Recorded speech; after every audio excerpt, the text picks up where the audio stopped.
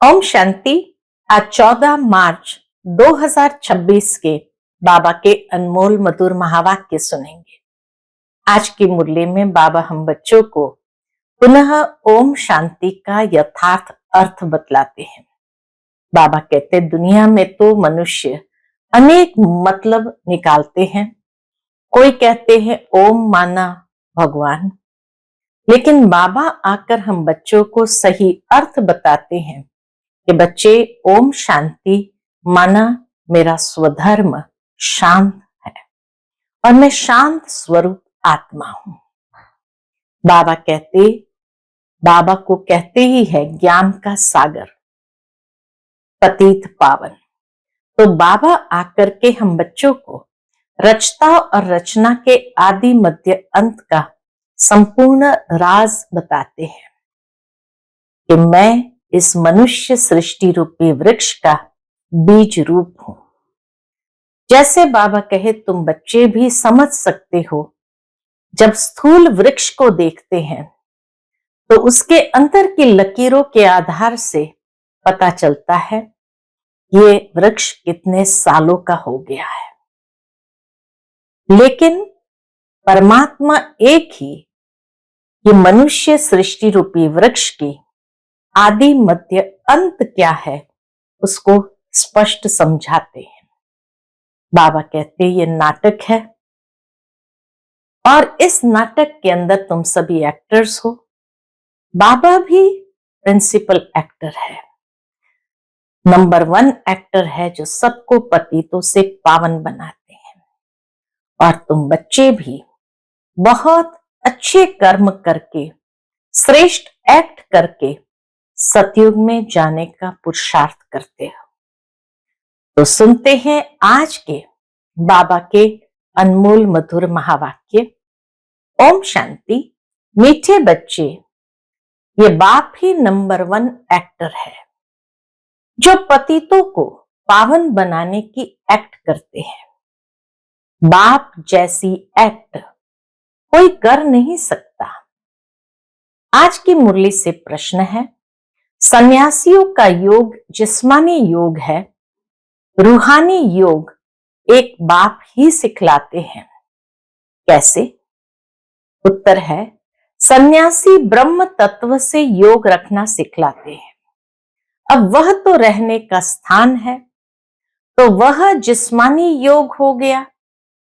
तत्व को सुप्रीम नहीं कहा जाता। तुम बच्चे सुप्रीम रूह से योग लगाते, इसलिए तुम्हारा योग रूहानी योग है। यह योग बाप ही सिखला सकते, दूसरा कोई भी सिखला न सके, क्योंकि वही तुम्हारा रूहानी बाप है। आज की मुरली से पहले गीत बजा है, तू प्यार का सागर है, तेरी एक बूंद के प्यासे हम। ओम शांति। बच्चे बहुत लोग कहते हैं ओम शांति। बाबा कहते बच्चे बहुत लोग कहते हैं ओम शांति, अर्थात अर्थ बतलाते हैं, अपनी आत्मा की पहचान देते हैं, परंतु खुद समझ नहीं सकते। हम आत्मा है ये खुद समझ नहीं सकते। ओम शांति का अर्थ बहुत निकालते हैं। कोई कहते हैं ओम माना भगवान, परंतु नहीं, ये आत्मा कहती है ओम शांति। अहम आत्मा का स्वधर्म है ही शांत, इसलिए कहते हैं मैं हूं शांत स्वरूप, मैं हूं शांत स्वरूप। यह मेरा शरीर है जिससे हम कर्म करते हैं, कितना सहज है। वैसे बाप भी कहते हैं ओम शांति, परंतु मैं सबका बाप होने कारण, बीज रूप होने कारण भी जो रचना रूपी झाड़ है, कल्प वृक्ष, उसके आदि मध्य अंत को जानता हूं। जैसे तुम कोई भी झाड़ देखो तो उसके आदि मध्य अंत को जान जाओ। वह बीज तो जड़ है, लेकिन अगर झाड़ को देखो तो उसके अंदर की जो लकीरें होती है वो एक एक साल को स्पष्ट करती है। तो बाप समझाते हैं ये कल्प वृक्ष है, इसके आदि मध्य अंत को तुम नहीं जान सकते, मैं जानता हूं। मुझे कहते ही है ज्ञान का सागर। मैं तुम बच्चों को बैठ आदि मध्य अंत का राज समझा रहा हूं।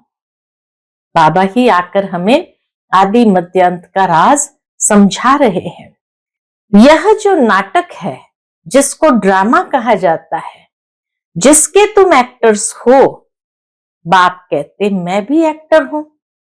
बच्चे कहते हैं हे बाबा, पतित पावन एक्टर बन जाओ, पतित पावन एक्टर बन जाओ, आकर पतितों को पावन बनाओ। अब बाप कहते हैं मैं एक्ट कर रहा हूं, मेरा पाठ सिर्फ इस संगम समय ही है, सो भी मुझे अपना शरीर नहीं है। मैं इस शरीर द्वारा एक्ट करता हूं। मेरा नाम शिव है। बच्चों को ही तो समझाएंगे ना। पाठशाला कोई बंदरों व जानवरों की नहीं होती है। पाठशाला कोई बंदरों व जानवरों की नहीं होती है, परंतु बाप कहते हैं इन 5 विकारों के होने कारण शक्ल तो मनुष्य जैसी है, लेकिन कर्तव्य बंदरों जैसा है। बच्चों को बाप समझाते हैं कि पतित तो सब अपने को कहलाते ही है, परंतु यह नहीं जानते कि हमको पतित कौन बनाते हैं और पावन फिर कौन आकर बनाते हैं। पतित पावन कौन? जिसको बुलाते हैं, कुछ भी समझ नहीं सकते, बुलाते रहते लेकिन भक्ति मार्ग में समझ नहीं सकते। यह भी नहीं जानते हम सब एक्टर्स हैं। हम आत्मा या चोला लेकर पाठ बजाती है। आत्मा परमधाम से आती है, आत्मा परमधाम से आती है, आकर पाठ बजाती है। भारत के ऊपर ही सारा खेल बना हुआ है। भारत पावन, भारत पतित किसने बनाया? रावण ने। गाते भी है कि रावण का लंका पर राज्य था। बाप बेहद में ले जाते हैं, हे बच्चों, ये सारी सृष्टि बेहद का टापू है, वह तो हद की लंका है। इस बेहद के टापू पर रावण का राज्य है। पहले राम राज्य था, अब रावण राज्य है। बच्चे कहते हैं बाबा, राम राज्य कहाँ था? बाप कहते बच्चे, ये तो यहां था ना, जिसको सब चाहते हैं। तुम भारतवासी आदि सनातन देवी देवता धर्म के हो, हिंदू धर्म के नहीं हो। मीठे मीठे सिकिलदे लाडले बच्चों, तुम ही पहले पहले भारत में थे। तुमको वह सतयुग का राज्य किसने दिया था? जरूर हेवनली गॉड फादर ही ये वर्षा देंगे। बाप समझाते हैं कितने और धर्म में कन्वर्ट हो गए हैं। मुसलमानों का जब राज्य था तो बहुतों को मुसलमान बनाया। क्रिश्चियन का राज्य था तो बहुतों को क्रिश्चियन बनाया। बौद्धियों का तो यह राज्य भी नहीं हुआ तो भी बहुतों को बौद्धि बनाया, कन्वर्ट किया है अपने धर्म में। आदि सनातन धर्म जब प्राय लोप हो जाए, तब तो फिर उस धर्म की स्थापना हो। तो बाप तुम सभी भारतवासियों को कहते हैं कि मीठे मीठे बच्चे, तुम सब आदि सनातन देवी देवता धर्म के थे।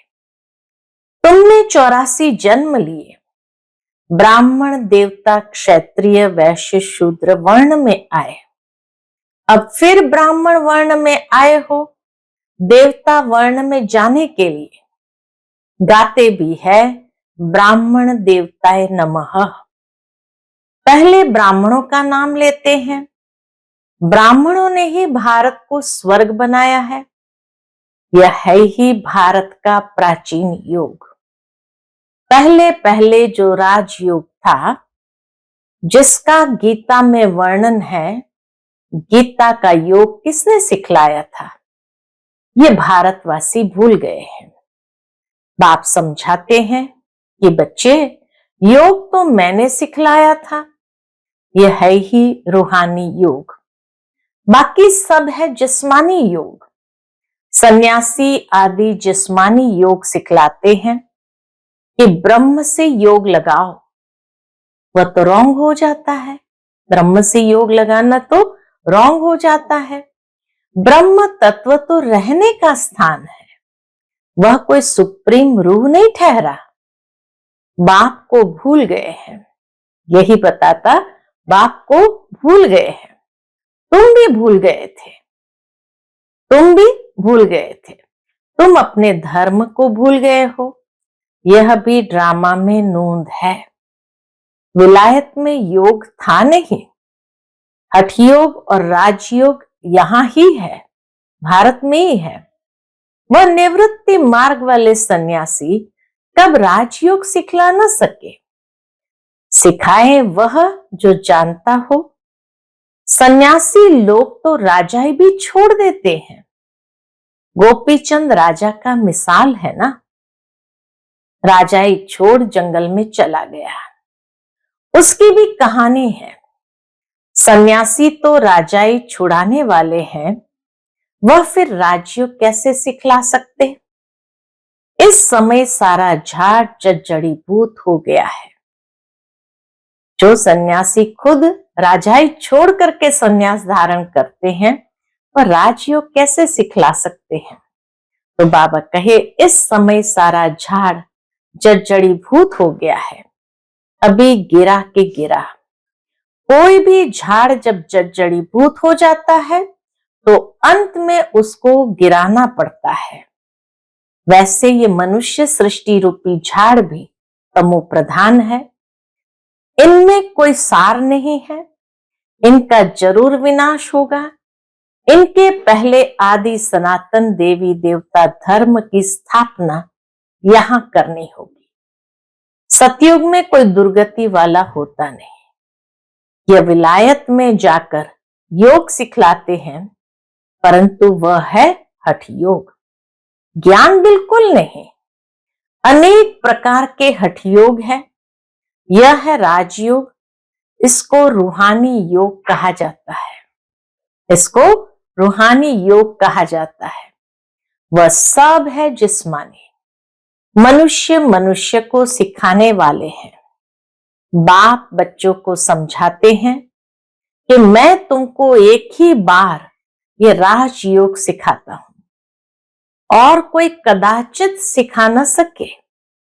रूहानी बाप रूहानी बच्चों को सिखाते हैं। क्या सिखाते हैं? कि माम एकम याद करो तो तुम्हारे सब पाप मिट जाएंगे। हठ योगी कब ऐसे कह न सके। बाप आत्माओं को समझाते हैं, यह नई बात है। बाप तुमको अब देही अभिमानी बना रहे हैं। बाप को देह है नहीं, इसके तन में आते हैं। बाबा ब्रह्मा के तन में आते हैं, इसका नाम बदल देते हैं। क्यों? क्योंकि मर्जीवा बना है। जैसे गृहस्थी जब सन्यासी बनते हैं तो मर्जीवा बने। गृहस्थ आश्रम छोड़ निवृत्ति मार्ग ले लिया तो तुम्हारा भी मर्जीवा बनने से नाम बदल जाता है। पहले शुरू में सबके नाम लाए थे, फिर जो आश्चर्यवत सुनंती कथनती भागंती हो गए तो नाम आना बंद हो गया। वतन से सबके नाम आए थे, लेकिन जैसे ही आश्चर्यवत सुनंती कथनती भागंती हो गए तो नाम आना बंद हो गया। इसलिए बाप कहते हैं कि हम नाम दे और फिर भाग जाए तो फालतू हो जाता है। पहले आने वालों के जो नाम रखे वो बहुत रमणीक थे, एक एक के नाम बहुत रमणीक थे। प्रकाशमणि, हृदय मोहिनी, कितने सुंदर सुंदर नाम थे, गुणवाचक कर्तव्यवाचक। अब नहीं रखते। बाबा अब किसका भी नाम नहीं रखते, उनका रखे जो सदैव कायम भी रहे। बहुतों के नाम रखे, फिर बाप को फरकती दे चले गए, इसलिए अब नाम नहीं बदलते हैं। बाप समझाते हैं कि यह ज्ञान क्रिश्चियन की बुद्धि में भी बैठेगा। इतना समझेंगे कि भारत का योग निराकार बाप ने ही आकर सिखाया था। बाप को याद करने से ही पाप भस्म होंगे और हम अपने घर चले जाएंगे। जो इस धर्म का होगा और कन्वर्ट हो गया होगा तो वह ठहर जाएगा, वह कहीं जाएगा नहीं। तुम जानते हो कि मनुष्य मनुष्य की सदगति नहीं कर सकते। ये दादा भी मनुष्य है, ये कहता है कि मैं किसकी सदगति नहीं कर सकता। ब्रह्मा बाबा कितना सत्य कहते हैं, मैं किसकी सदगति नहीं कर सकता। यह तो बाबा हमको सिखलाते हैं कि तुम्हारी सदगति भी याद से होगी। ब्रह्मा बाबा को भी कहते हैं शिव बाबा कि तुम्हारी सदगति भी इस याद से ही होगी। बाप कहते हैं बच्चों कि आत्माओं मेरे साथ योग लगाओ तो तुम्हारे विकर्म विनाश होंगे। तुम पहले गोल्डन एजेड प्योर थे, फिर खाद पड़ गई है। जो पहले देवी देवता 24 कैरेट सोना थे, अब आयरन एज में आकर पहुंचे हैं। यह योग कल्प कल्प तुमको सीखना पड़ता है। तुम जानते हो उसमें भी कोई पूरा जानते, कोई कम जानते, कोई तो ऐसे ही देखने आते हैं कि यहाँ क्या सिखाते हैं। ब्रह्मा कुमार कुमारियां इतने ढेर बच्चे हैं, जरूर प्रजापिता ब्रह्मा होगा ना, जिसके इतने बच्चे आकर बने हैं। जरूर कुछ होगा तो जाकर उन्हों से पूछे तो सही। इतने सारे बच्चे हैं, ब्रह्मा कुमार कुमारियां हैं, तो जरूर कुछ तो होगा, तो जाकर उन्हों से पूछे तो सही। तुमको प्रजापिता ब्रह्मा से क्या मिलता है, पूछना चाहिए ना। परंतु इतनी बुद्धि भी नहीं है। बाबा कहते इतनी बुद्धि भी नहीं है। भारत के लिए खास कहते हैं, गाया भी जाता है, पत्थर बुद्धि सो पारस बुद्धि, पारस बुद्धि सो पत्थर बुद्धि।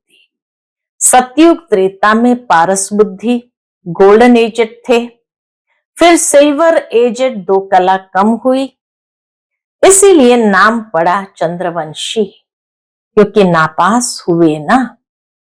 क्योंकि बाबा कहे नापास हुए हैं। यह भी पाठशाला है। 33 मार्क से जो नीचे होते हैं वो फेल हो जाते हैं। राम सीता फिर उनकी डिनाइस्टी संपूर्ण नहीं है, इसलिए सूर्यवंशी बन न सके। नापास तो कोई होंगे ना, क्योंकि इम्तिहान भी बहुत बड़ा है। आगे गवर्नमेंट का, आईसीएस का बड़ा इम्तिहान होता था।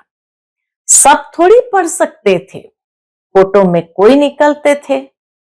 कोई चाहे तो हम सूर्यवंशी महाराजा महारानी बने, तो उनमें भी बड़ी मेहनत चाहिए। सूर्यवंशी महाराजा महारानी बनने में भी बड़ी मेहनत चाहिए।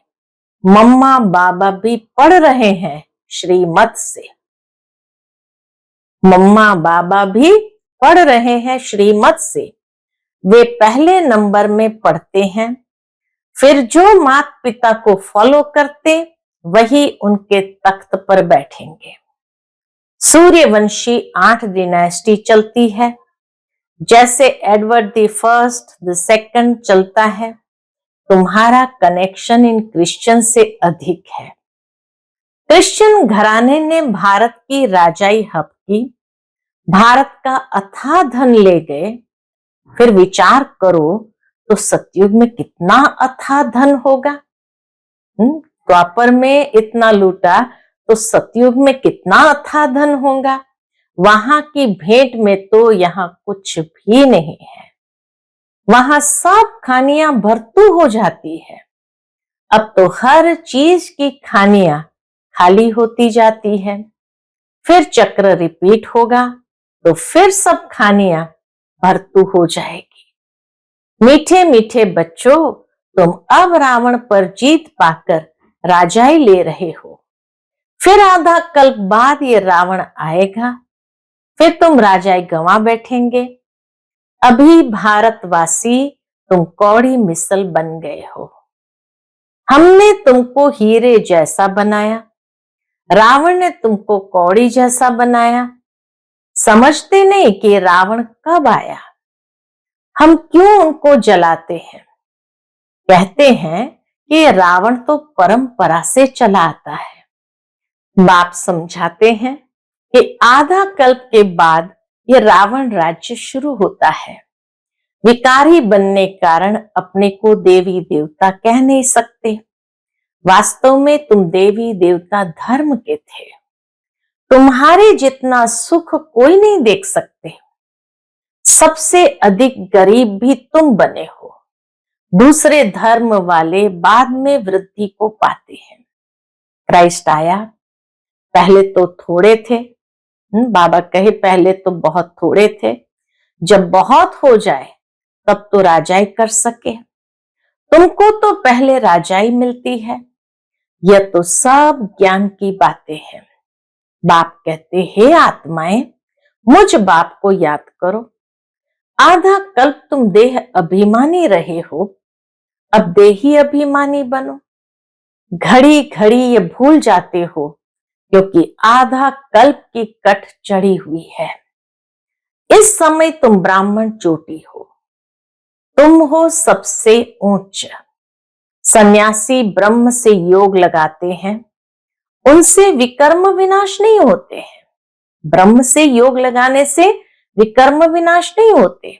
हर एक को सतो रजो तमो में आना जरूर है, वापस कोई भी जा नहीं सकते। जब सभी तमो प्रधान बन जाते हैं तब बाप आकर सभी को सतो प्रधान बनाते हैं, अर्थात सभी की ज्योति जग जाती है। हर एक आत्मा को अपना अपना पार्ट मिला हुआ है। तुम हो हीरो हीरोइन पार्टधारी। तुम भारतवासी सबसे ऊंचे हो जो राज्य लेते हो। तुम भारतवासी सबसे ऊंचे हो जो राज्य लेते हो, फिर गंवाते हो और कोई राज्य नहीं लेता। वह राज्य लेते हैं बाहुबल से। बाबा ने समझाया है, जो विश्व के मालिक थे वही बनेंगे। तो सच्चा राजयोग बाप के सिवाय कोई सिखला न सके। जो सिखाते हैं वह सब अयथार्थ योग है। जो दुनिया के अंदर मनुष्य योग सिखाते वह सब अयथार्थ योग है। वापस तो कोई भी जा नहीं सकते। अभी है अंत, सभी दुख से छूटते हैं, फिर नंबरवार आना है। पहले सुख देखना है, फिर दुख देखना है। ये सब समझने की बातें हैं। कहा जाता है हथकार डे दिल यार डे। काम करते रहो, बाकी बुद्धि योग बाप से हो। तुम आत्माएं आशिक हो एक माशुक की। अभी वह माशुक आया हुआ है। सभी आत्माओं सजनियों को गुलगुल बनाए ले जाएंगे। माशुक आया हुआ है किस लिए? सभी आत्माओं यानी सजनियों को गुलगुल बनाए ले जाएंगे। बेहद का साजन, बेहद की सजनिया है। कहता है मैं सबको ले जाऊंगा। बेहद का साजन आकर कहता है मैं सबको ले जाऊंगा। फिर नंबरवार पुरुषार्थ अनुसार जाकर पद पाएंगे। बल गृहस्थ व्यवहार में रहो, बच्चों को संभालो। ये आत्मा तुम्हारे दिल बाप के तरफ हो, यही याद की प्रैक्टिस करते रहो। बच्चे जानते हैं अभी हम स्वर्गवासी बनते हैं बाप को याद करने से। स्टूडेंट को तो बहुत खुशी में रहना चाहिए, ये तो बड़ा सहज है। ड्रामा अनुसार सबको रास्ता बताना है। कोई से डिबेट करने की दरकार नहीं है। अभी तुम्हारी बुद्धि में सारी नॉलेज आ गई है। मनुष्य बीमारी से छूटते हैं तो बधाइयां देते हैं। मनुष्य बीमारी से छूटते हैं तो बधाइयां देते हैं। यहाँ तो सारी दुनिया रोगी है। थोड़े समय में जय जयकार हो जाएगी। सारी दुनिया ही रोगी है। फिर देखो कैसे सारी दुनिया में थोड़े समय में ही जय जयकार हो जाएगी। अच्छा, मीठे मीठे सिकिलते बच्चों प्रति माता पिता बाप दादा का याद प्यार और गुड मॉर्निंग। रूहानी बाप की रूहानी बच्चों को नमस्ते। हम सभी रूहानी बच्चों की रूहानी माता पिता बाप दादा को याद प्यार, गुड मॉर्निंग और नमस्ते नमस्ते। शुक्रिया बाबा, शुक्रिया। आज की मुरली से धारणा के लिए मुख्य सार है। पहली पॉइंट, सच्चे सच्चे आशिक बन। हाथों से काम करते, बुद्धि से माशूक को याद करने की प्रैक्टिस करनी है। बाप की याद से हम स्वर्गवासी बन रहे हैं। इसी खुशी में रहना है। दूसरी पॉइंट, सूर्यवंशी डिनाइस्टी में तख्त नशीन बनने के लिए माता पिता को पूरा पूरा फॉलो करना है। बाप समान नॉलेजफुल बन सबको रास्ता बताना है। आज का बाप दादा का मधुर वरदान हम बच्चों के प्रति है। ताज और तिलक को धारण कर बाप दादा के मददगार बनने वाले दिल तख्त नशीन भव। जब कोई तख्त पर बैठते हैं तो तिलक और ताज उनकी निशानी होती है। ऐसे जो दिल तख्त नशीन है, उनके मस्तक पर सदैव अविनाशी आत्मा की स्थिति का तिलक दूर से ही चमकता हुआ नजर आता है। सर्व आत्माओं के कल्याण की शुभ भावना उनके नैनों से व मुखड़े से दिखाई देती है। उनका हर संकल्प, वचन और कर्म बाप के समान होता है। आज का स्लोगन है, सरल याद के लिए सरलता का गुण धारण करो, संस्कारों को सरल बनाओ। सरल याद के लिए सरलता का गुण धारण करो, संस्कारों को सरल बनाओ। आज का व्यक्त इशारा है, निश्चय के फाउंडेशन को मजबूत कर सदा निर्भय और निश्चिंत रहो। उसके अंतर्गत बाबा कहते हैं, विजयी बनने का फाउंडेशन है निश्चय। फाउंडेशन अगर पक्का है तो बिल्डिंग हिल नहीं सकती। निश्चिंत रहते हैं, लेकिन सिर्फ बाप में निश्चय नहीं, अपने आप में भी निश्चय और ड्रामा में भी निश्चय। वाह ड्रामा वाह। अगर ड्रामा में निश्चय होगा तो अकल्याण की बात भी कल्याण में बदल जाएगी। अच्छा, ओम शांति।